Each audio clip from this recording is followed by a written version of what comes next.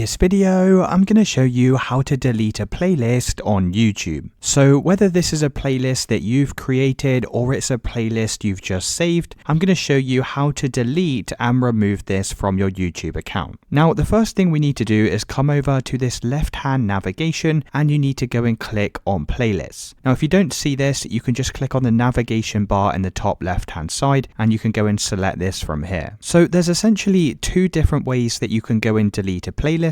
If it's a playlist that you've created yourself, you can just click on the three vertical dots next to the playlist. You can then press delete, and as you can see, it will now delete that playlist. Now, if it's a playlist that you've saved and you didn't create the playlist yourself, then what you'll need to do is go and click on that playlist. You can then click on the three vertical dots in the top right hand side, and then you can just press remove playlist from library. You can then come back over to the previous window and go and refresh the page. And as you can see, that playlist has now been removed.